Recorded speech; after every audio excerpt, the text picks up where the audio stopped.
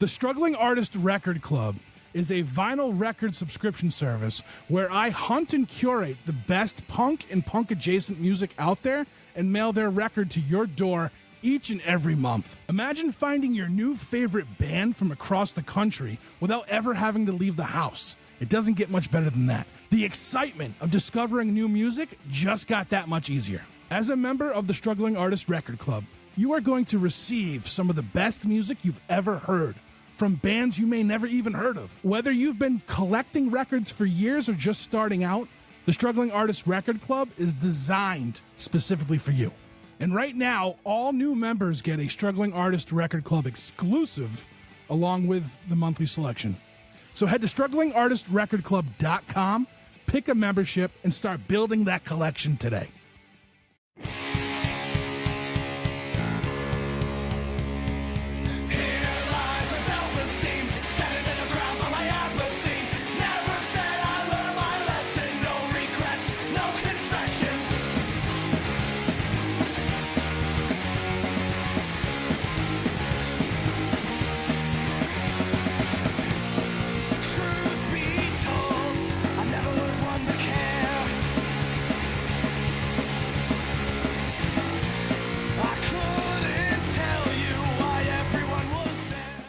So I actually I got Scott to start using Riverside when he started his podcast. So, and I don't know if I do his like producing, like I edit it and everything. Oh, that's right. Yeah.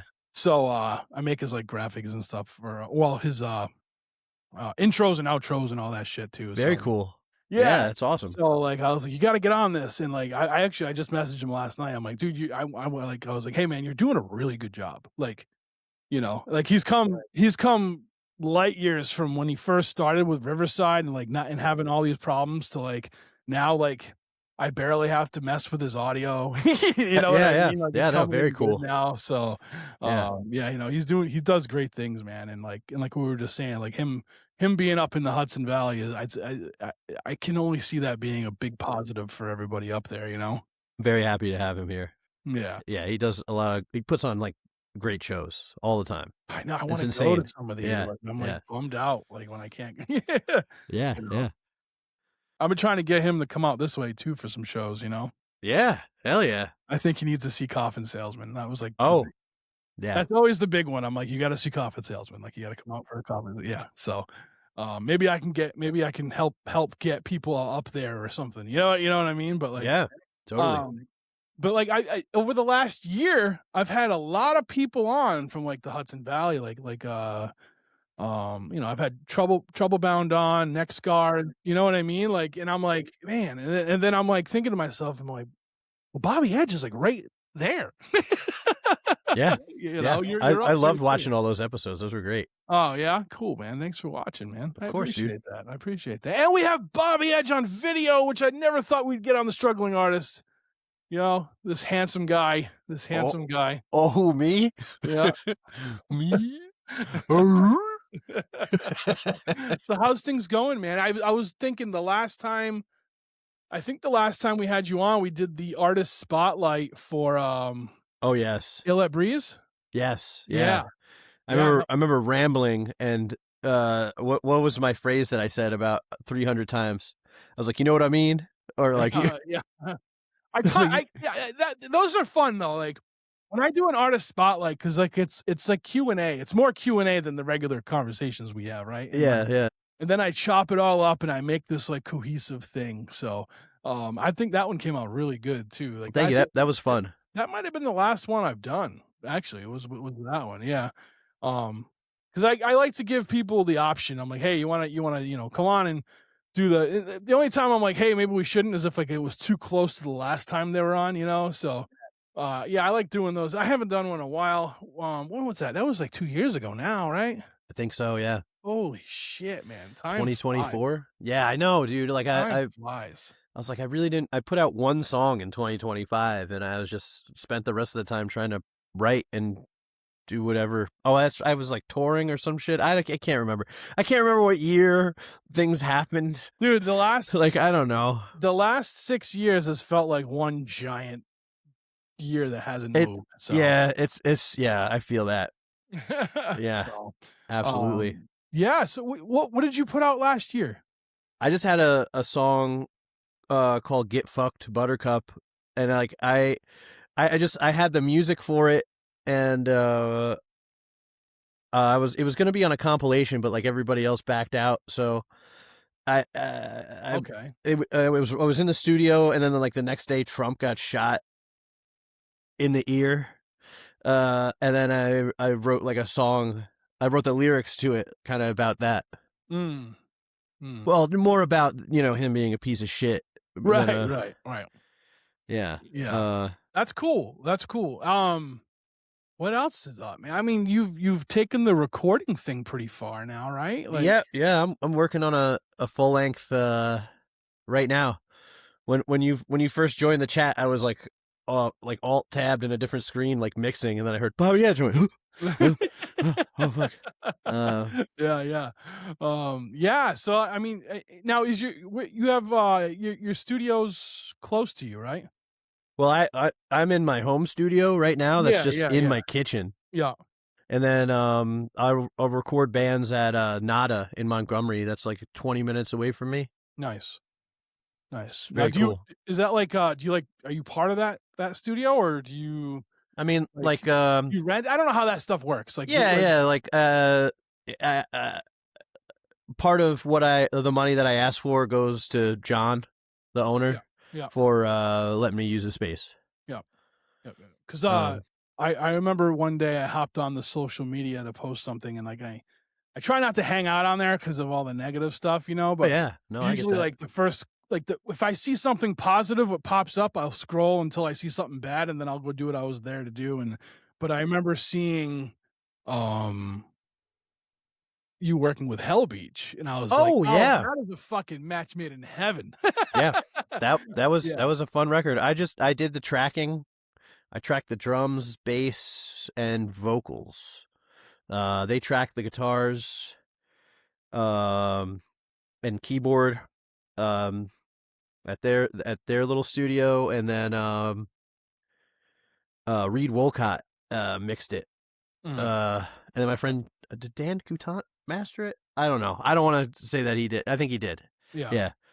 Now, did you know Hell Beach leading into that? Or I knew Corey, the drummer. Okay. Yep. The first tour I ever went on was with it was with Jukebox, but we were playing with a band called OC45, and Corey was playing drums for them. This was like, oh my god, I can't even remember how long. I'm gonna get it wrong when I say like 12 years ago, maybe. That's all right. We don't put facts out there. It's just speculation. What our old ass memories can remember. I know, right? It's like, yeah, whatever. It was 10 years last week, whatever. Yeah. Something like that. That's cool though. So yeah, so you got to work with that, and I feel like their sound is something that's right up your alley too. Oh, I love it. Yeah, I love their first EP that came out. And then when I heard that they wanted to record, I like immediately reached out to Corey. I was like, man, I would love to do this. That's awesome. I'd be like, this would be great. Yeah. Hell yeah. It was an awesome time. They're a very good band. They're very professional. They're like very good songwriters. It's the perfect combo of everything. Yeah, that's good to make it work. Yeah. Yeah, I love those guys to death, and like I met Corey for the first time, at this past December at there's a show that Jamie from Loser Circle puts on every year, Tunes for Tots, and Hell Beach was playing, and Corey came up to me and introduced himself, and I was like, oh hi, you know what I mean? He's like, hey, I just want to say thanks for all the stuff you do for the band and like for all these other bands, and you know what I mean? So yeah, it was really, really nice to meet him. And it was so, but yeah, no, I saw that. I mean, I knew, I was like, this is gonna be awesome, like Bobby Edge, Jordan, So, yeah, I mean, and then you've been, you were touring last year too a little bit. I think that was last year, or that might have been the year before. I did that 3-month-long tour with the Public Serpents, and then in May I did so I did tour last year. In May I did the Southwest and Punk Rock Bowling with them. That was cool. That was fucking cool, man. Punk Rock Bowling was such a good time. Yeah. Oh yeah, Las Vegas is very fun. I never like, I don't know. like there's certain places that I was like, I don't think I would. I mean, I'm a lot fucking I'm a fucking old man and I'm mellow now, but like when I was younger, like everyone's like, "You want to go to Vegas?" I'm like, "Dude, I'm gonna end up in a fucking desert ditch with a bullet in my head if I go there." I was a fucking madman, you know what I Yeah, mean? yeah, And yeah. like, and I just knew like going there, like that town would have taken me. You know what I you know what I'm Yeah, saying? sure. It would have gotten the I best can of me, definitely you see know? how it can get bad. We were Yeah. there for kind of like too long though, you know, like they had like the pre shows like Thursday and Friday and then it like ran to Monday and I think I went home Tuesday and Mm. I was just like I just felt like such shit. I was just drinking way too much. I woke up one day feeling like shit. I was like, all right, we got to sort this out. And I find this tiki bar that has like $10 giant Mai Tai bowls. Then I have two of them and I'm like, all right, I'm good to fucking be out and with the rest of humanity now. All that sugar, I'm sure that Oh was really man, good. you know, yeah. Uh, I didn't really eat that much either, you know, but I found an all you can eat sushi place. I think it was like $35 for an hour and a half. Holy shit. And then like they just like they just keep bringing it. Once you're done, you just tell them what you want. That was pretty cool. I feel like all you can eat sushi is going to be on either side of the spectrum. It's either going to be the best thing ever Yeah. or you're going to like die from it. You know what I mean? You Like know, it wasn't bad, yeah. but the slices of the fish were very thin Yeah, compared well, to that's normal. fine. At least it was like, you know, it wasn't yesterday's catch. You know what I mean? Like, Yeah. They just want you to fill up on the rice so then they can save the fish. yeah. I remember I ate like grocery store sushi one time, and it was probably one of the. I was like, this is one of the worst adult. And I've made a lot of bad decisions in life. Yeah. I'm like, this is definitely one of the worst ones. Like, Oh yeah. sitting in my car, like listening to sad music and eating fucking grocery store sushi. You know, life is bleak at that point. You know. There was a grocery store near us. I'm not gonna give up who it was. I will say it was in Poughkeepsie, but there was a fucking bone in one of the pieces of sushi. And I was like, yo, chill out with that. It was a grocery store or a gas station? It was a grocery store. Oh, Yeah, okay, yeah. Had a fucking bone in it. I was like, yo, That's what? crazy. That's crazy. I didn't know fish had bones. Fish bone. I don't know. The, Yeah, isn't that the a edibles kicking in. Isn't that a band? Fishbone? No. Yeah. Yeah. Oh man. Yeah. So I mean, you know, and then so you were on Scott's podcast. You were on Yeah. Scene Support, and like I remember. So I was editing that video, and first thing I got jealous. I'm like, Bobby Ed doesn't do video with me. What the fuck? Yeah. You know. But here we are. But yeah. But one of the things I did notice is like, I feel like you're really like.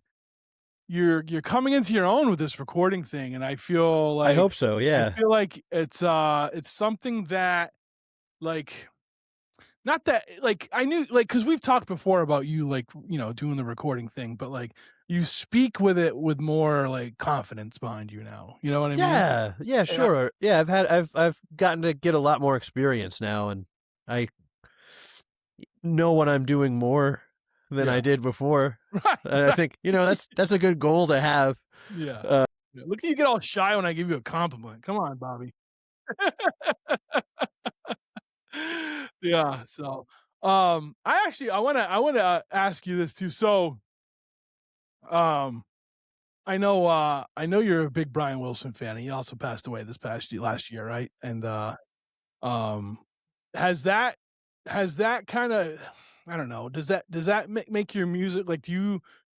Has that affected you in a musical way at all?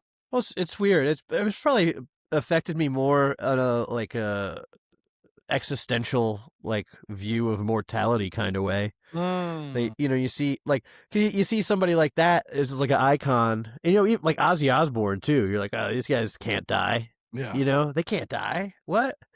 You know, and then you think about it, and it's just like it kind of like, you know, I think about it a lot. I think about it's got to be tough, you know, and like I don't know, like especially for his family and all the traumatic things that happened, and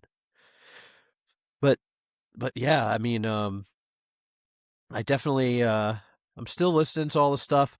The fucking, can I say this? This is a little tangent, but Yeah. the Beach Boys are putting out this new box set, and they have unreleased, they have Adult Child and Beach Boys Love You. And I was like, I found out about it, I don't know, like a week after it got announced. Yeah. Immediately sold out. I was like, bro. Man. So you don't have it? No. I got Brian Wilson live at the Roxy. I bought that for myself for Christmas. Right on. Now, I'm not a big, I'm not a religious person, or I don't I don't really I don't believe in that shit. But I feel like if there was such thing as the afterlife, I feel like wherever B. Wilson went, he ended up hearing Bobby Edge and was like, fucking right on, I would hope so. Yeah, I would love that. I think so. I think if I was making up my own religion, I'd be like, when someone who's heavily influenced by someone else, when that influence passes on, they see what you do, and we should start a cult, Bobby. We could.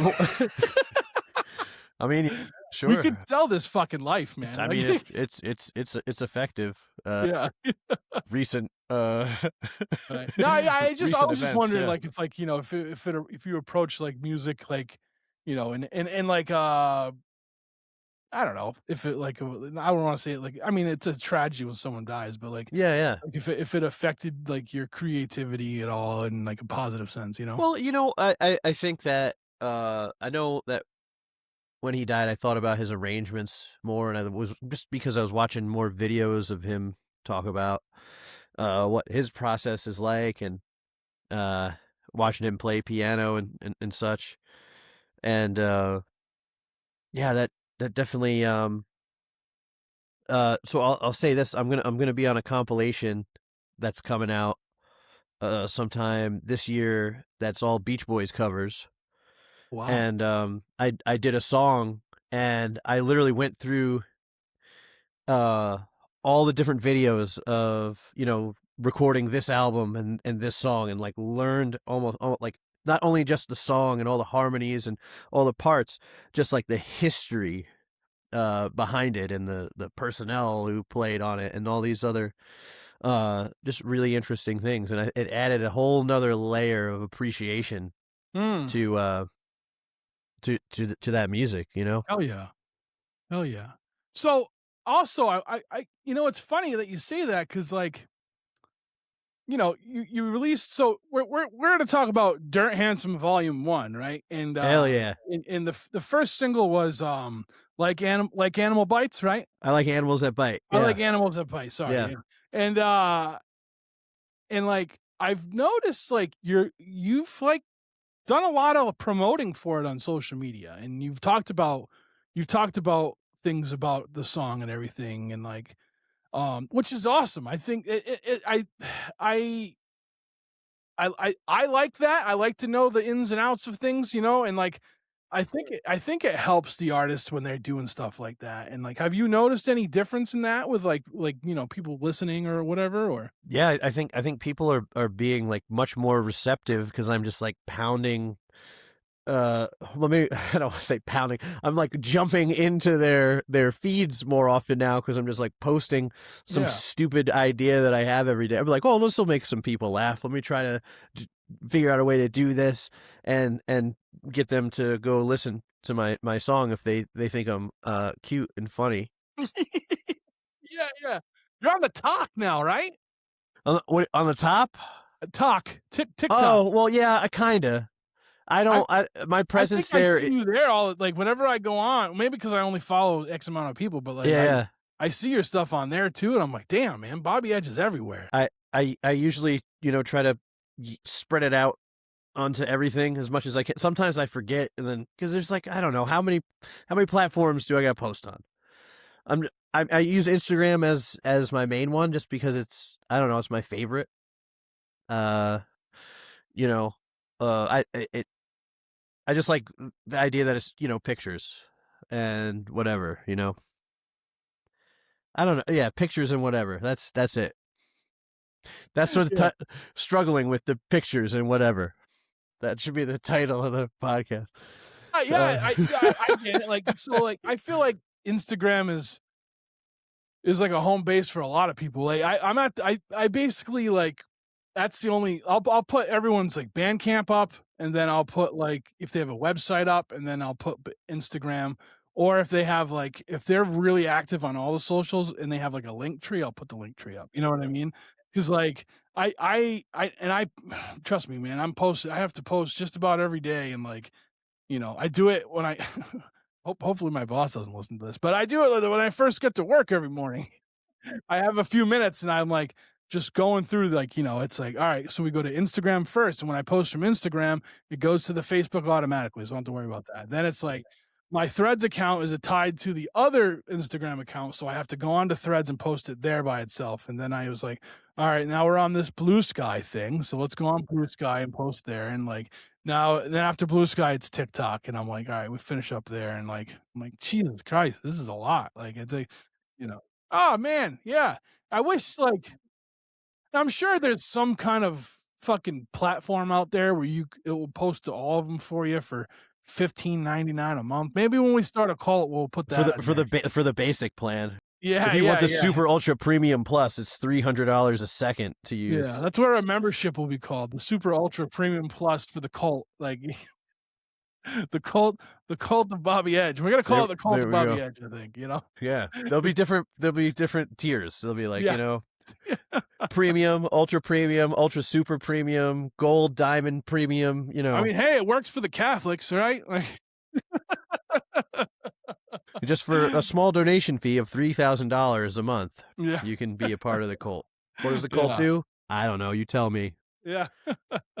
All right, so let's talk about Dirt Handsome Volume 1, man. Like when did you write these songs? Like were these like did these just come and I know we've talked about like how you write and everything, but like dude, you stay so true to what you're doing and still have like these fresh ideas for songs, and it's awesome. Well, thank you. That makes me very nervous to write more because I don't know how long I can do that for. In all honesty. Yeah, no. And I think like in every one, like every album, you bring like a new element to it too, right? And like, well, I try to make it at least a little bit different from the last one, Yeah, I feel like this one was a little bit like some of these songs were like a little bit louder, like a little more, slightly more aggressive. Yeah. What we've heard in the past, but you still stay true to that sound that you have, which is awesome. So it's a good mix and match, So yeah, so sorry. When did you start writing these? I think when I got back from tour with the Public Serpents, so that like the beginning of 2025, I think. Yeah, like January, February, and I wrote them one by one. Like and then I went into this, like I didn't have like a solid lineup of days. I just like kept writing as the year went on.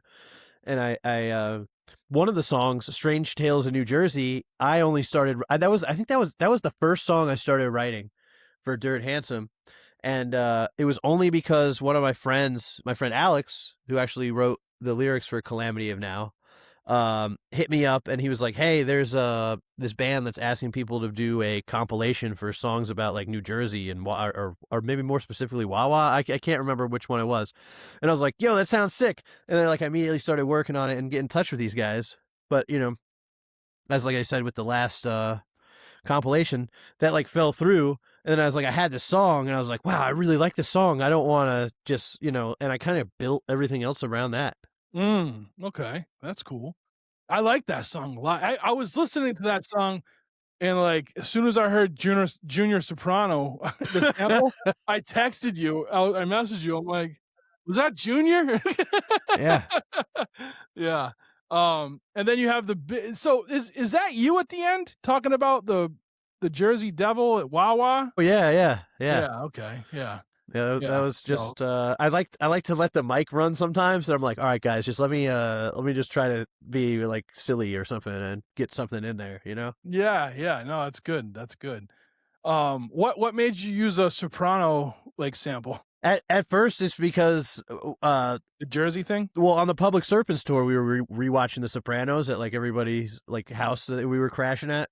Yeah. You know, like we would crash in their living room, and be like, "Hey, man, do you think it'd be cool if we put on The Sopranos?" And like, we were just like watching through that. It was fresh in my mind, and I was like, "Oh, this is perfect for New Jersey."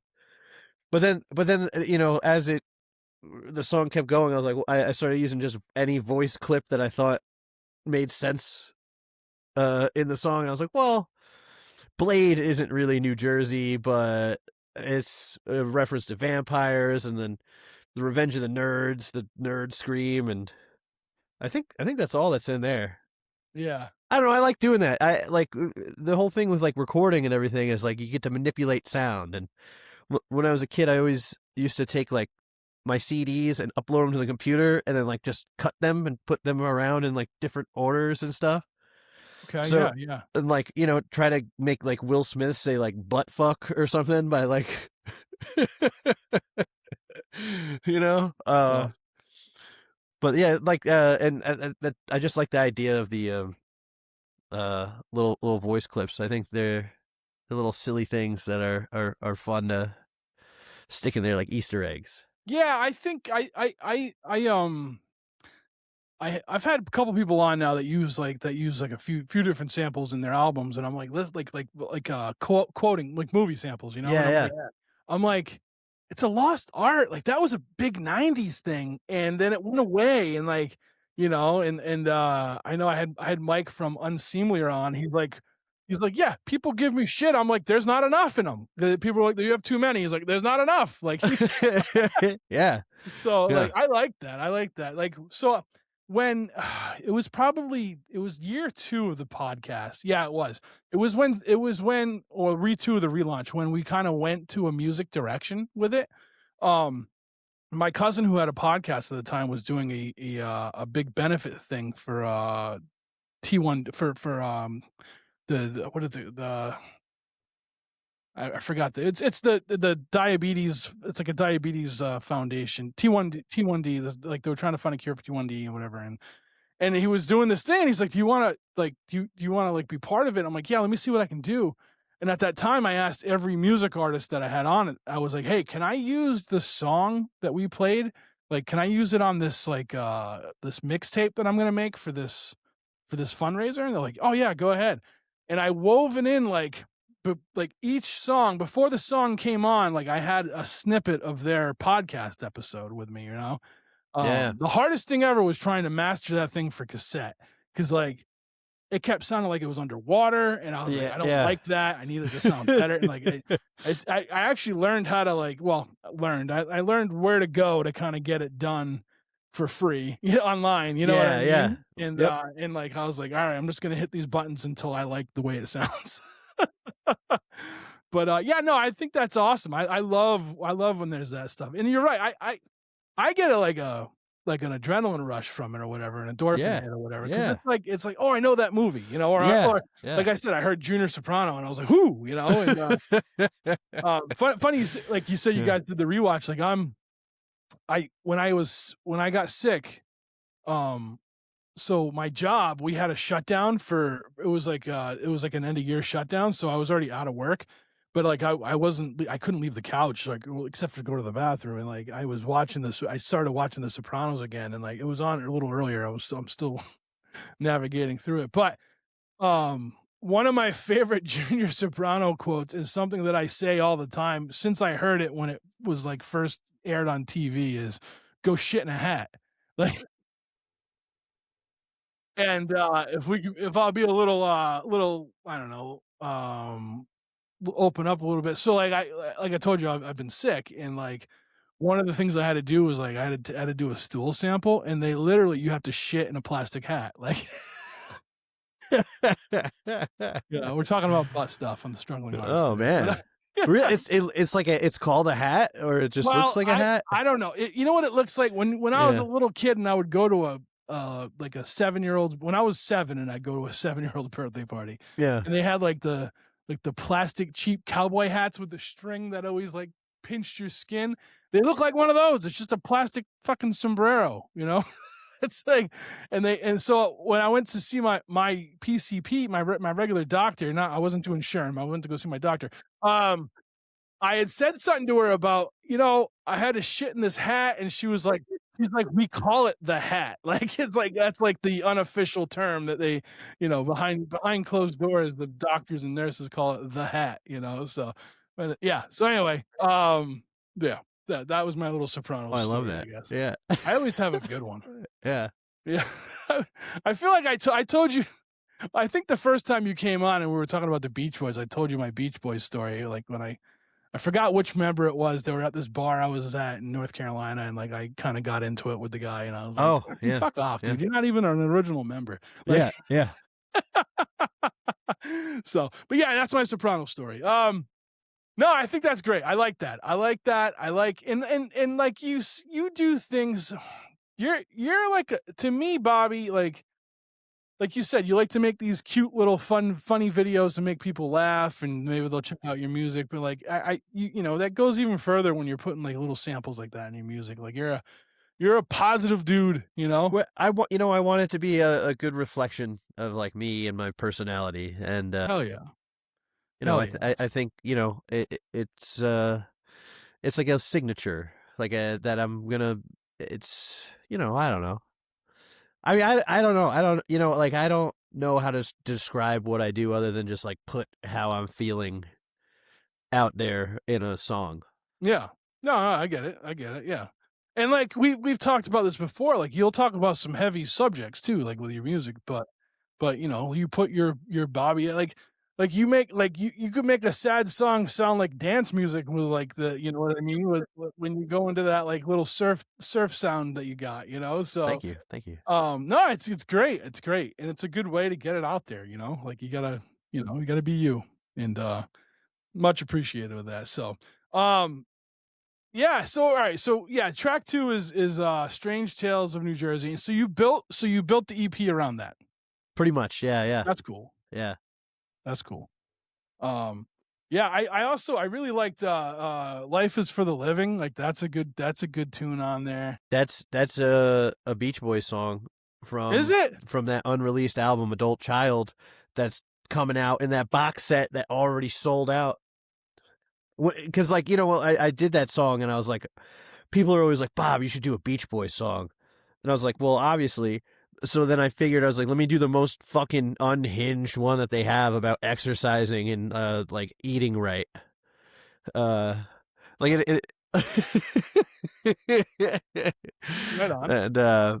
And you know what? Like it started my interest in that. Like I would fall asleep listening to Beach Boys records in the Nintendo sound font. So it's like all the it's the Nintendo 64 like Super Mario instruments, but arranged to play like these obscure Beach Boys records, like Beach Boys Love You and Adult Child. And then one day I just woke up with my headphones on, and it was Life is for the Living. It was just like with the Mario fucking shit, and I was like, oh, that's man, awesome. This is great. And then Where did you find that? You know what? The Beach Boys subreddit. There's some unhinged shit. And then like the Beach Boys Circle Jerk subreddit is very good as well. But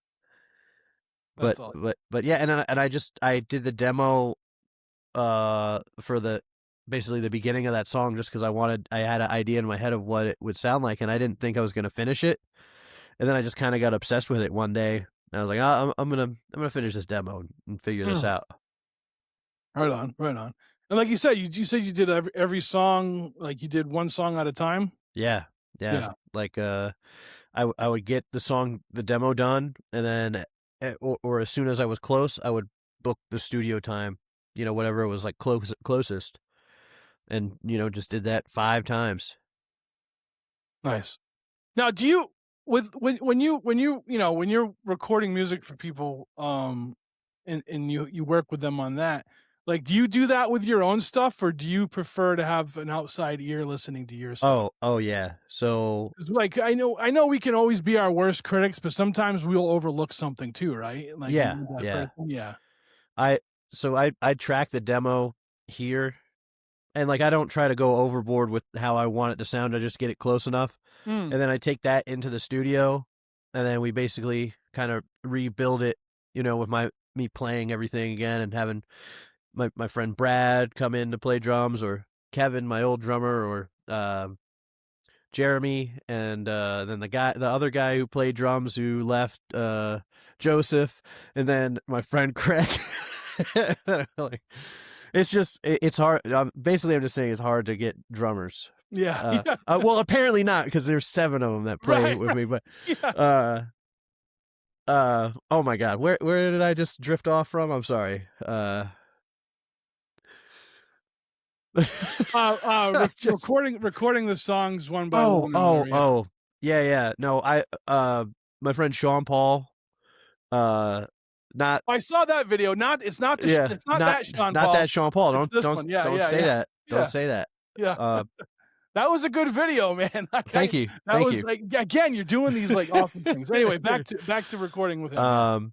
He's really good, and he has a really good ear, and I like working with him. And whenever I go to Nada, it's either my friend John DeClario or Sean Paul, and I think they both do a great job. I don't, so whoever has the closest available date, I'll be like, all right, let's do this. And I trust their ears. They'll tell me, oh, well, do it this way or try this way, or maybe that sounds like butt. Don't do that. And, I'll be like, all right, well, let's see you try to do it. No, I say, yeah. That's funny. Well, sometimes if I'm stuck with a harmony or something, I'll just like text John. His house is right next to the studio. And I'll be like, I don't say, hey, can you come help? I just like insult him as much as I can. So he storms down. I'm like, hey man, we need you to get in the vocal booth. Right on. So tell me about, I did watch the, your little promo video for I Like Animals That Bite was awesome. Like, tell me about like getting like that song, like how you got in, like, where it was coming from for you and all that stuff. That one just started out as something that I said to my wife when my dog was nibbling on me. She's like, stop roughhousing with her. She's going to bite you. And I was like, it's all right. I like animals that bite. And then as soon as I said that, I was like, that's a good song title. And then like, I had a list of song titles before I even had songs. And like I was on the Public Surface tour, and I would just I'd keep adding to the list, and everybody's like favorite on the bus was I Like Animals That Bite, and I was like, you know what, I can't wait to get home and write that song. Yeah. And that one was just kind of like stream of consciousness. I had the music, I track all the music first. And then I'll just sit here and like torture myself listening, and then I come up with a melody, and then like the melodies slowly form words, and then the rhyming dictionary comes out, the thesaurus comes out, and next thing you know, I'm like, and like it goes by in a flash, and then I step back and I'm like, oh my God, there's something here, something that's finished, Yeah. Or now, mostly finished. Is this the first time you've done it this way, where you had the titles of songs first, or? Pretty much, yeah. I mean, I always keep a bag of titles just in case, of things that like dumb things like Dirt Handsome, for the record name.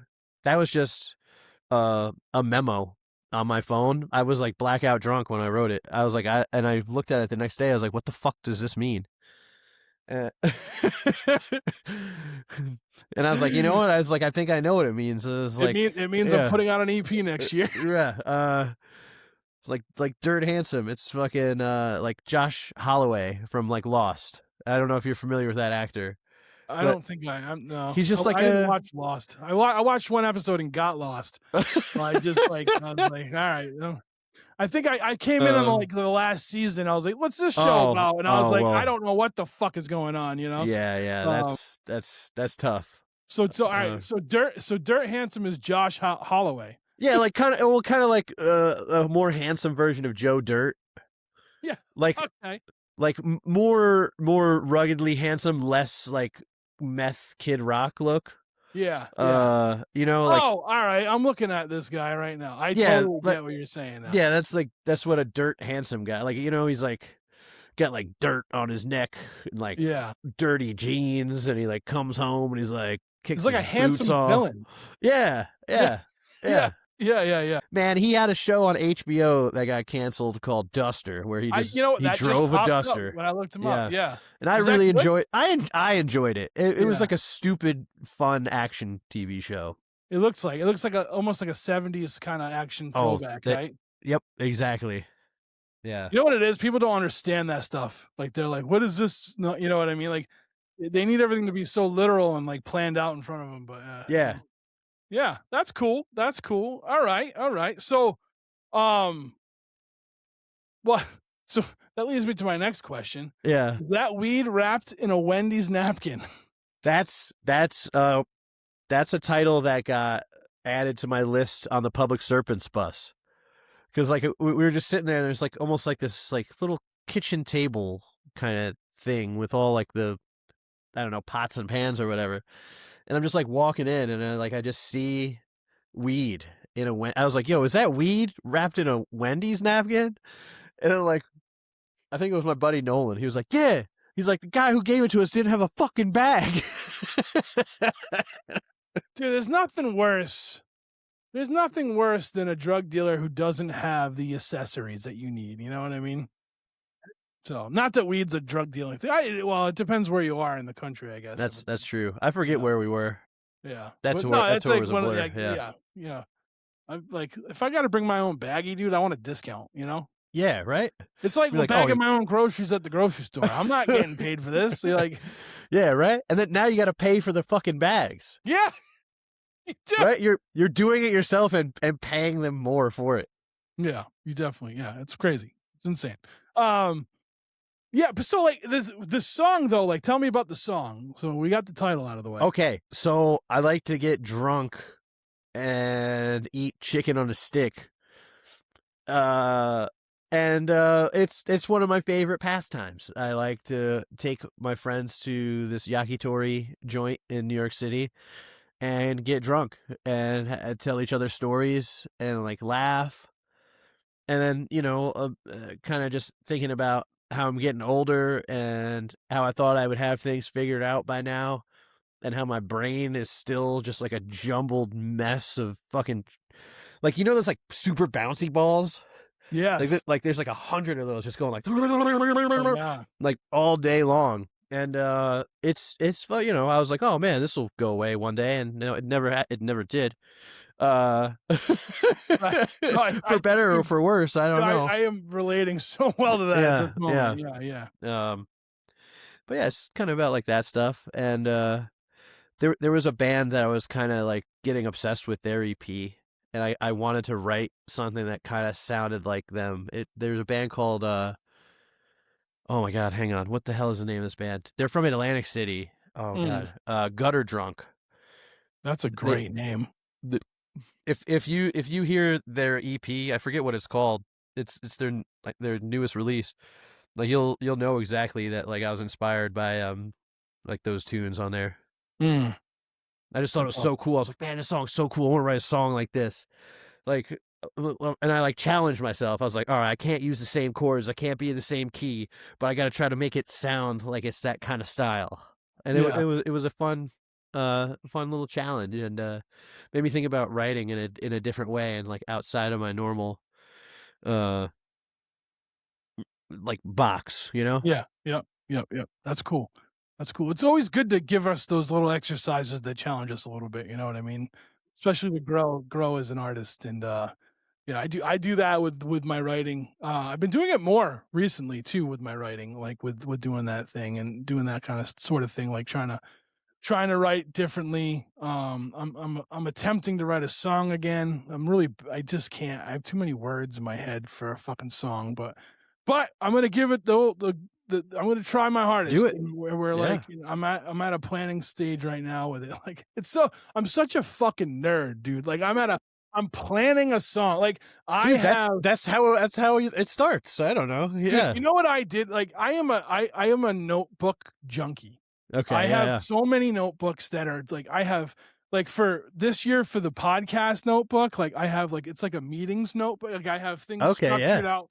And then like over here, I have like this is like a different kind of this is like a note-taking system for like when we do like the monthly podcast stuff, and then like I have fucking like anyway. So when I was a kid, when I first learned how to like do creative writing, they taught us how to like like the brainstorming like thing where you start in the center and you branch off and you do this, you do that. Oh yeah. And I was sitting here one day, I'm like, do they have a notebook with that? And they do. So I bought one. Hell yeah. And I'm like, all right, this is gonna help me write a song. That's great. And like, yeah. So I have like the page all filled out, and every, I mean, like even the spaces that weren't boxed, like I have stuff written in them. So I got to figure that part out next. Like, but that's like, cool though, man. But I'm a fucking nerd, dude. Like I'm just like, oh yeah, I'm gonna that's like, cool. I remember I wrote a couple years back, I wrote 2 treatments for songs. I'm like, well, fucking, do they even do that? Is that even a thing? Like, I know you do treatments for like, you can, I've written like film treatments and stuff before. So I was like, I'm going to write a treatment for a song. And in one became a poem that I just recently was on a compilation for. So that was hell yeah. But it took, it took me fucking 5 years to finish it and put it out there because I'm a fucking psycho, but Sure. But like, no, it's cool. Like, so, think going outside of your normal realm to like kind of exercise those creative muscles is a good thing, man. And it, I like that song a lot. Like that, this whole EP is awesome. Yeah. Hoopla. Let's talk about Hoopla. Okay. So this is, I have a friend, who passed away named, Bob Gibson. And, he was a very big personality, a very warm guy with a big heart, and everybody knew him, everybody loved him. And I figured there was going to be a bunch of very sad songs about him that people were going to make, and I wanted to just make one that's like me and Bob's greatest hits, and like just I mean, if I would, the song would have to be like 30 minutes long to really say how much I wanted to say, but I think I picked my favorite experiences, like the hard concrete biscuit that I got the first time I went to Golden Corral. I was with him, and he was like, okay, Bob, close your eyes. I'm going to drop my phone and the biscuit. You tell me which one is which. And you couldn't tell. The biscuit was so fucking hard that it hit the plate like at the same. It sounded just like the. And I had it shrink wrapped back here, but I have mice out here in the woods, and they fucking broke in and ate it, and it got all moldy. I was so pissed off. They broke in and ate it. The mice broke in. Like, open up! It's the mice. Yeah. You got a home invasion. Yeah. And they ate your brick. Yeah. Your brick biscuit. Yeah. But and then like the end of the song, the letter to Mike Dirnt was we were at Fest, and I didn't pick up his phone call the night before for what I think I was like passed out. I was just like dead tired from getting like too drunk at pre-fest.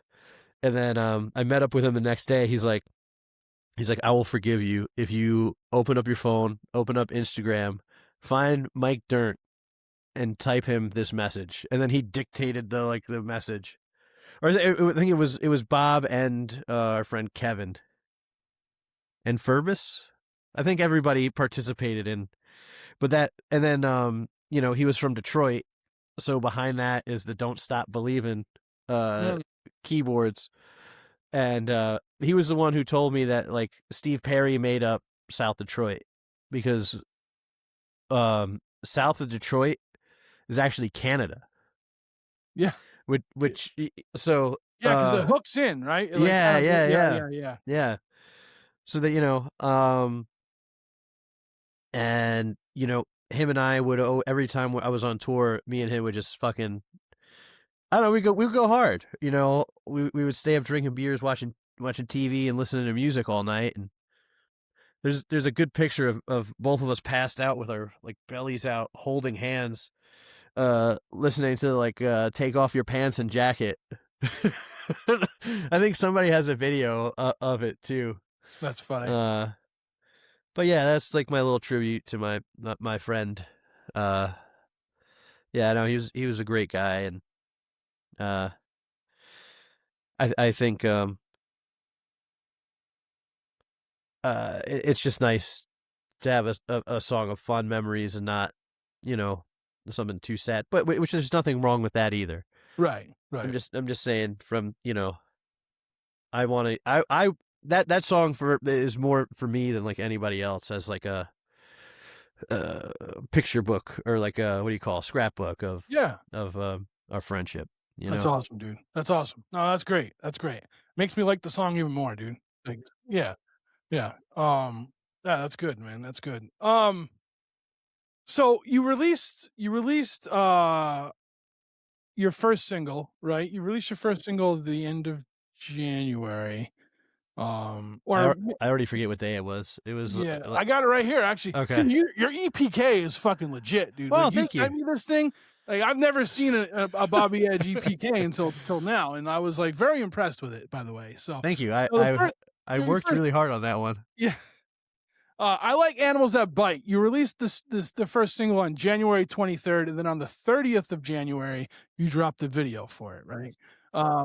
Yeah, and then here, well, we're we'll be a little candid. The time of recording this, the second single isn't out yet, but it's going to be out by the end of the week. So, Yeah, they don't know that. I haven't been like promoting it like that. yeah, Like nobody knows that that's coming out. I did like the Mega Infinity Twitch live stream, and what's that? it's this band Mega Infinity. They do this thing Mega Wednesday, where they'll play requests of like music that people ask, and they'll show like That's music cool. videos from other bands and have people on and like live performances. It's very cool. You should check it out. That Check it is out. cool. I will. I will. But yeah, I was like, all right, since it's like a live thing, I was like, all right, we'll let them talk about like Dirt Handsome and stuff, and we premiered the video like 2 days early on there, just as a little sneak peek. For That was which fun. one? Mega for I Like Animals That Bite. Oh, okay. Cool. Cool. Yeah. That's cool. Yeah. So like whoever was watching the live stream got to see it like a premiere. Yeah. Yeah. Like 2 days before it rad. came out. That was fun. I like being a little sneaky like that. Hell yeah. Hell yeah. And then, like I said, you've done a hell of a job promoting it. I feel like every day I see a video of you talking about this or talking about that. Thank of you. it, you know what I mean? Like, Yeah.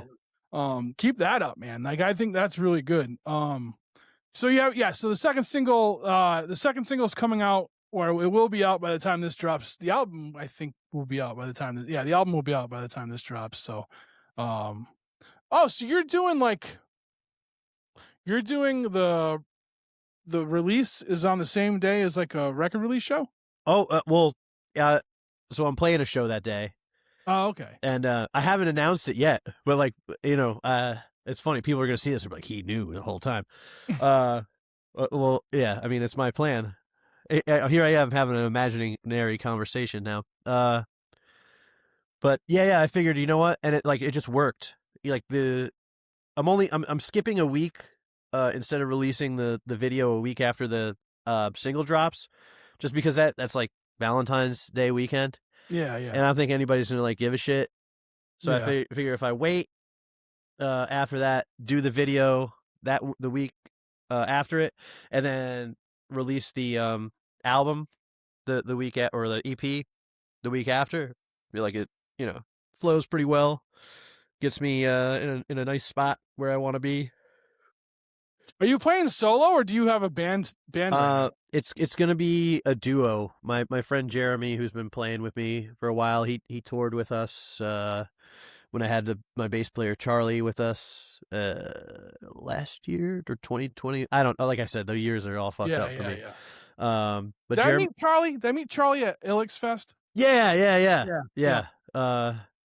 Charlie's stuck with the band for a while, but he's like retiring from like doing any touring or anything, and just I get it. But yeah, it's gonna be me and my buddy Jeremy on drums, just guitar and drums, and he's like great at singing harmonies and stuff, so it works out pretty well. And he's also a very talented drummer.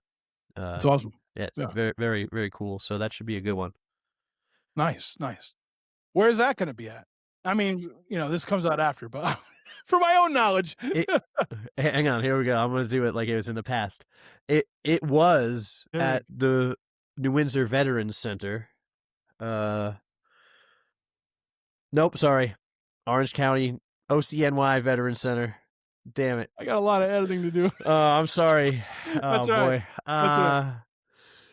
But yeah, that's cool, man. It's this band, the Mooks, which is Vic from the Slackers, like his little side project that he does.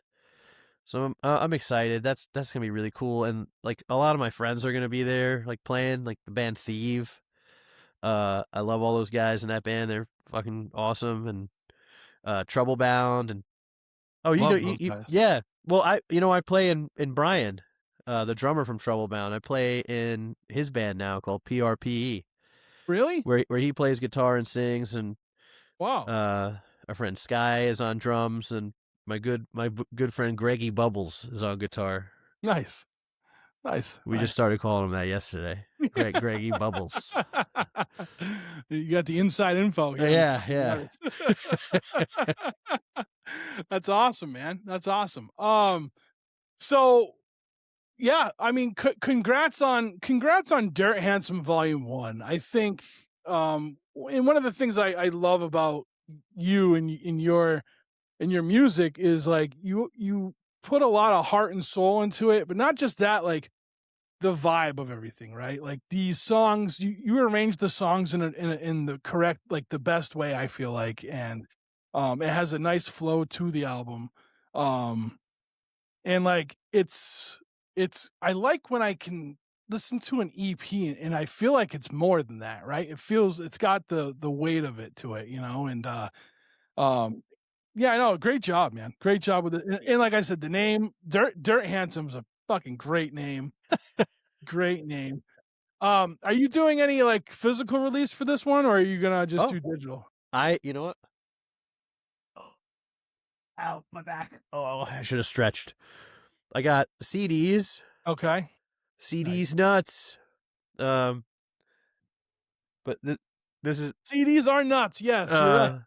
It's not gonna focus, but that's a snapping turtle from behind like a bar near my house. I think his name is like Norbert or some shit. There's a snapping turtle with a name.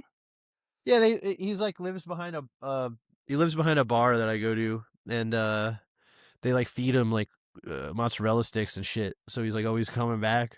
That's awesome. It's probably not good for him, but you ever been to Worcester? You ever seen the snapping turtle statue in Worcester? No, I've been to Worcester before, but I've never seen the snapping. It's very weird. I'll send it to you. I think Ralph's Diner I've played there. Oh yeah, Ralph's Rock Diner, and then we have the Hotel Vernon.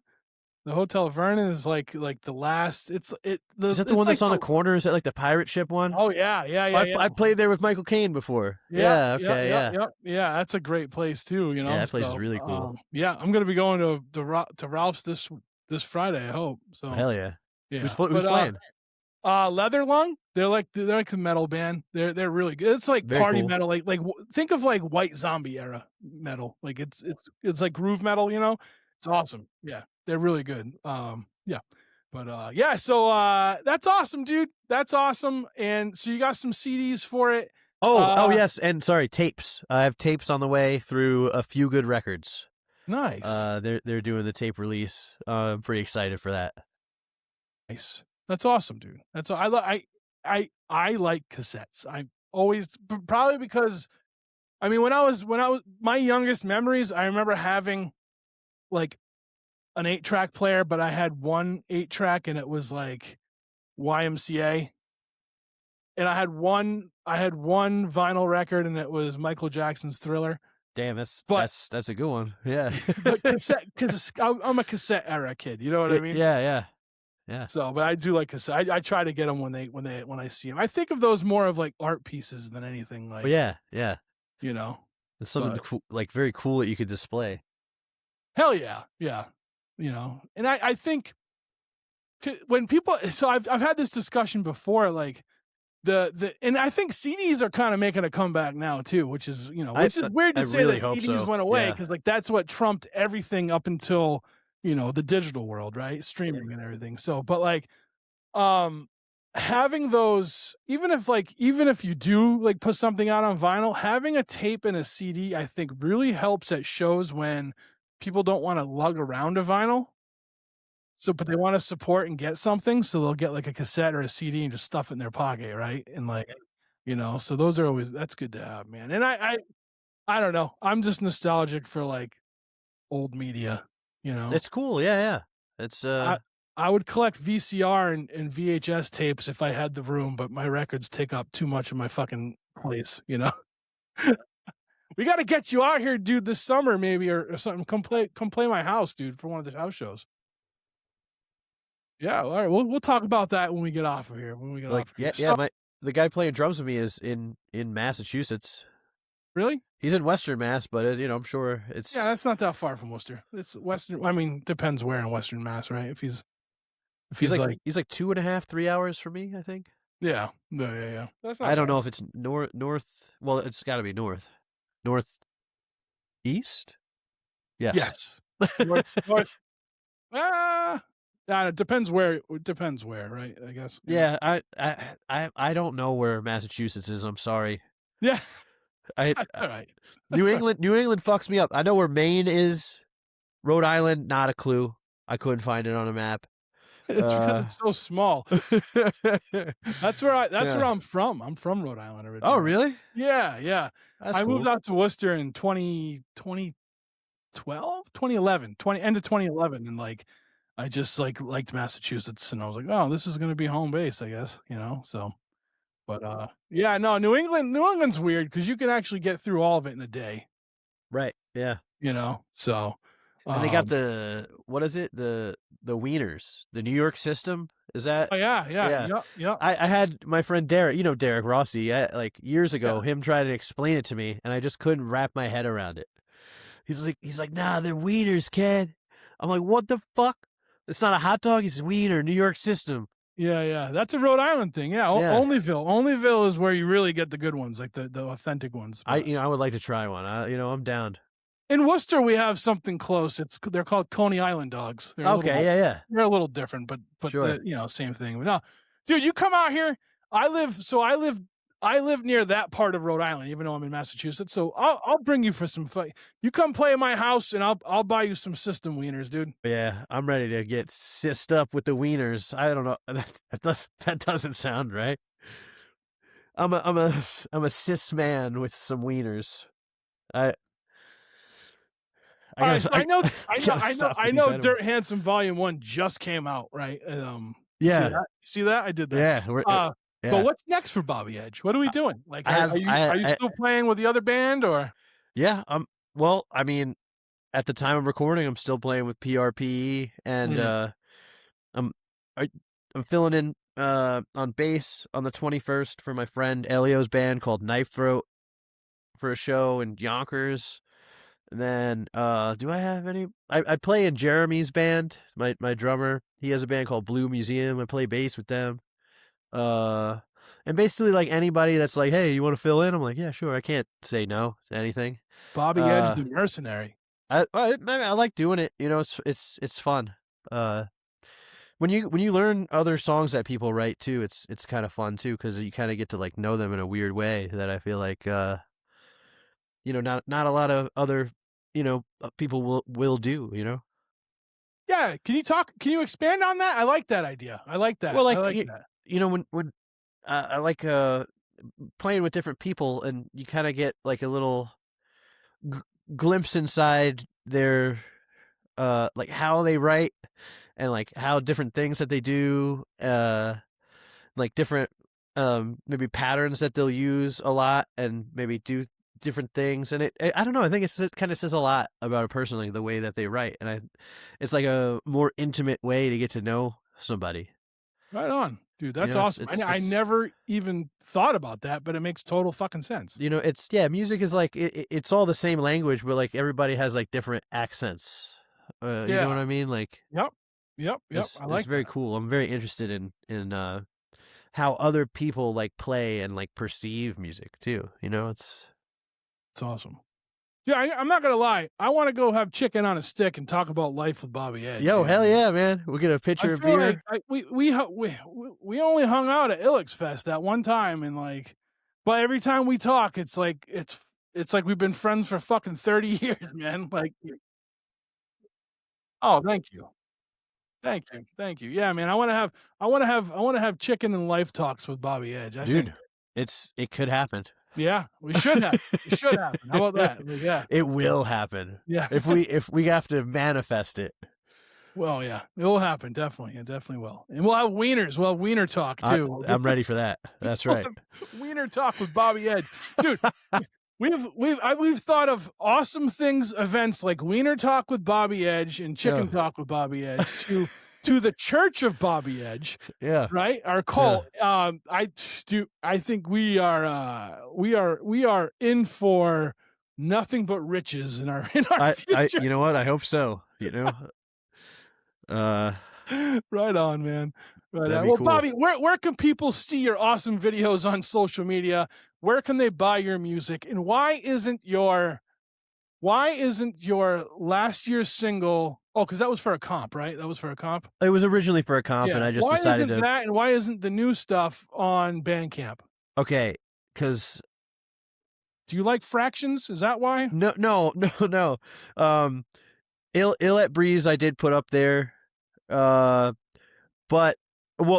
everything will go up there. I just kind of being the one man like manager, artist, and everything. You just need someone like me to tell you put it on there. That's all. Yeah. But I mostly am on Instagram at Bobby Edge. You can find my YouTube channel, Bobby Edge. That's where you're gonna find all my videos, my Bandcamp, Bobby Edge. I get in at the ground floor of the Bobby Edge shit every time a platform opens up. Hell yeah, I'm like, you have to. Because somebody already has BobbyEdge.com. That's why my website is thebobbyedge.com. Whoa, so fuck that guy. Who's got your website? So my okay, I see you typing now. It's fucked up and I need to update it. But I did finally delete my old 2024 tour dates. Wow. So whoever has just BobbyEdge.com? Like, wait, so you said someone took that from you? No, yeah. BobbyEdge.com, I think is, hang on, let me look. It just says, welcome to my site. Yeah. So I can't, somebody, I guess, bought that.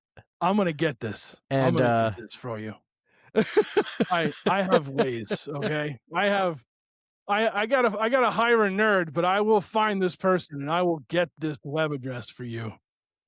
Cause that's bullshit. I mean, I guess, you know what? They probably just, I don't know how it works. Maybe just had or maybe it's somebody that hates me. That's like, you know what? Fuck this kid. I don't want him to have this. Yeah.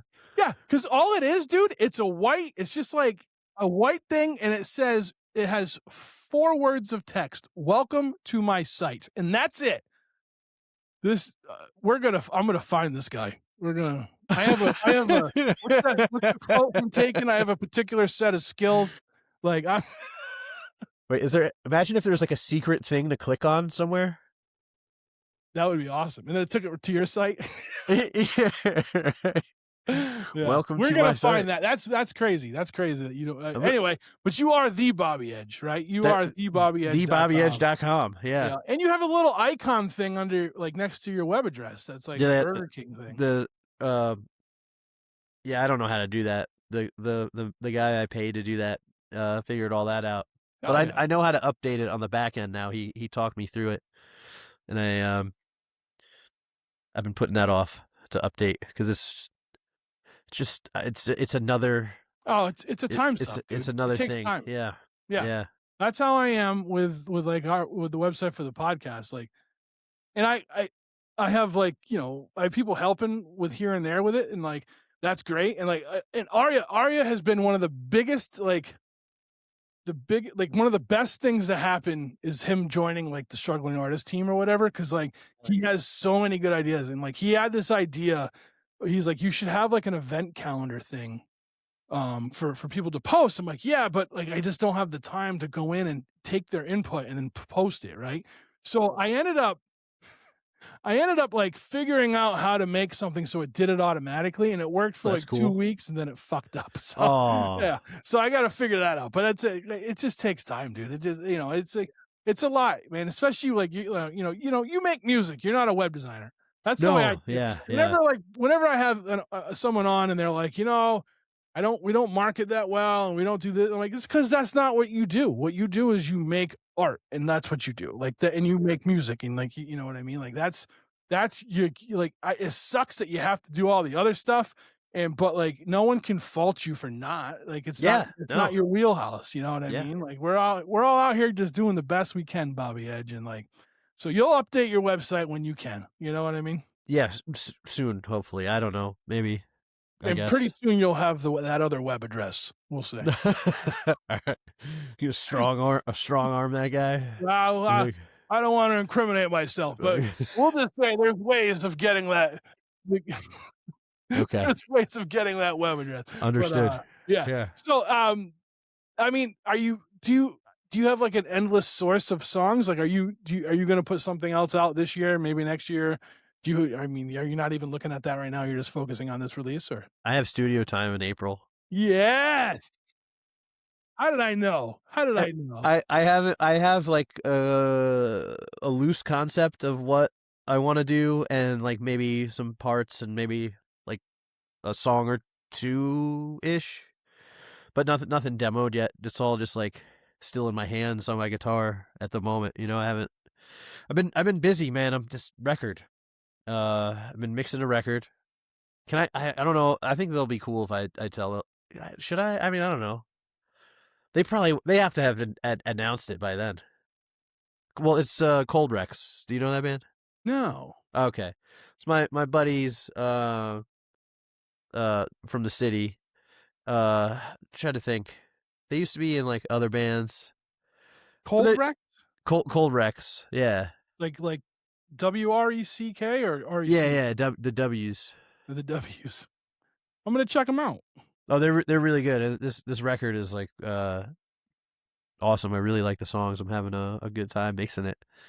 But that's kind of been like taking up most of my time. Yeah, that's nice, man. It pays the bills, right? It's fun. Yeah. But then yeah, I think March I'm gonna try to keep open so I can mostly like demo stuff and figure out what I want to do in the studio in April. Hell yeah. That's awesome. Well, where can people get in touch with you if they wanna book time with you? Oh, you can email bobbyedgemusic@gmail.com or just DM me on Instagram. Right. And I cut you off because I was worried about that website name earlier. So what was your Instagram? What's your Instagram handle? Oh, at Bobby Edge. That's right. Everything's that but the website. Right? Yeah. So, Oh, and I think like when I had a Twitter, somebody else had Bobby Edge, so it's the real Bobby Edge. Some of my things are the real Bobby Edge because somebody else has Bobby Edge or Bob Edge. And let me tell you this before anything else, these motherfuckers at X Design, they made this backpack, right? All their backpacks are called Bobby this, Bobby that, Bobby, whatever. They made a backpack called Bobby Edge. Now Google my name, you'll see it. It probably comes up before I do now.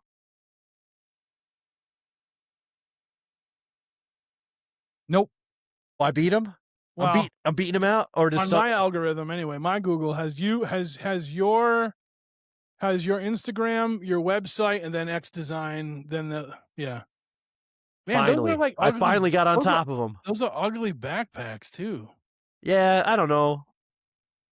I taught like one of my friends, put me in an email chain with a lawyer, and he was basically like, he's like, you're fucked. You can't do anything about it. Yeah. He's like, since all their it's like Bobby theft prevention or Bobby plus, all their bags. Yeah, yeah. They're like, and they're from England. They're like, if you could prove you have like a big enough presence in England, and then it's like damaging to your name. And I was like, all right, yeah. I was like, that. Why don't we create that and then tell them they can use your name if they make a Hawaiian print backpack for you. I would appreciate that. Yeah. Yeah. I think that'd be pretty sick. Hell yeah. Yeah. Yeah. But I like to Wait, go dude, off on a rant about those Dude, fuckers. I can Yeah. help. I have so many good ideas for you. I don't know why I can't think of any good ones for myself, but I have a billion of them for you. From religious cults to fucking backpacks, man. That's the name of the episode. Right on. Oh man. Well, Bobby, man, hey, thanks for coming back on. It's always a pleasure. And like I said, I told you I was feeling a little ill earlier, and I said some Bobby Edge will do me good. It did. So, man, I love you, dude, and I can't wait. I can't wait to see you again, and I can't wait to see what you have next coming up, man. Hey, your guess is as good as mine. We'll find out together. Yeah, get out together. One of these ideas are gonna stick that I have for you. Hell yeah! All right, we'll talk soon. All right, thanks, man.